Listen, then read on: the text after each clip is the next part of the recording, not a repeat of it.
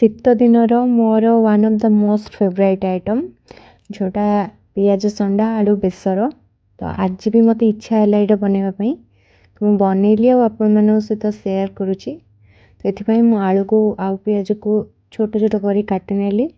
କଡ଼େଇରେ ସୋରିଷ ତେଲ ବସେଇ ସେଠାରେ ଲଙ୍କା ଆଉ ଫୁଟଣ କରିଦେଲି। ତାପରେ ସେଥିରେ କିଛି କଞ୍ଚା ପିଆଜ ଦେଇ ତାକୁ ଭାଜିଦେଲି। ତାପରେ ସେ ପିଆଜ ସଣ୍ଡା ଆଉ ଆଳୁକୁ ଯେଉଁଟାକି ମୁଁ କାଟିଥିଲି ତାକୁ ପକେଇକି ଲୁଣ ଆଉ ଟିକେ ହଳଦୀ ଦେଇକି ତାକୁ ହାଲକା ଟିକେ ଫ୍ରାଏ କରିଦେଲି। ତାପରେ ବେସର ପାଇଁ ମୁଁ ନେଇଛି ଗୋଟେ ପିଆଜ, କିଛି ରସୁଣ, ସୋରିଷ, ଧଳା ସୋରିଷ ଆଉ କଳା ସୋରିଷ ବହୁତ ମୁଁ ନେଇଛି, ଆଉ କିଛି ଜିରା। ତାକୁ ନେଇକି ଭଲ ଭାବରେ ମୁଁ ପେଷ୍ଟ କରିଦେଲି। ସେ ପେଷ୍ଟକୁ ଏବେ ମୁଁ ସେଇ ଭଜା ଯେଉଁଟା ମୁଁ ହାଲକା ଭାଜିଥିଲି ପିଆଜ ସଣ୍ଡା ଆଉ ଆଳୁକୁ ସେଥିରେ ପକେଇକି ଆଉ ଟିକେ ପାଣି ଦେଇକି ଭଲ ଭାବରେ ମୁଁ ଟିକେ ସିଝିବା ପାଇଁ ଛାଡ଼ିଦେଲି।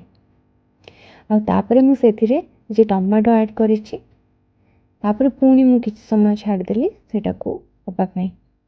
ଆଉ ଯେତେବେଳେ ସେଇଟା ସିଝିଗଲା ସେଥିରେ ମୁଁ କିଛି ଧନିଆ ପତ୍ର ଆଉ ଜିରା ଗୁଣ୍ଡ, ଲଙ୍କା ଗୁଣ୍ଡ ଦେଇଲି। ତାପରେ ଏଥିରେ ଏକ୍ସଟ୍ରା ଫ୍ଲେଭର୍ ପାଇଁ ମୁଁ ଟିକେ ସୋରିଷ ତେଲ ଦେଇଛି। ଦେଖୁଛନ୍ତି ତ ଏଇଟା କେତେ ସୁନ୍ଦର ଦେଖାଯାଉଛି। ଆଉ ଏଇଟା ଖାଲି ସୁନ୍ଦର ନୁହଁ, ସେତିକି ଟେଷ୍ଟି ବି। ଆପଣମାନେ ଏଇଟାକୁ ଘରେ ବନାନ୍ତୁ, ଶୀତଦିନେ ଖାଆନ୍ତୁ ଆଉ ସମସ୍ତଙ୍କୁ ଖୁଆନ୍ତୁ। କେମିତି ଲାଗିଲା ମୋତେ କମେଣ୍ଟ କରିକି ନିଶ୍ଚିତ ଜଣେଇବେ। ରହିଲି, ଜୟ ଜଗନ୍ନାଥ।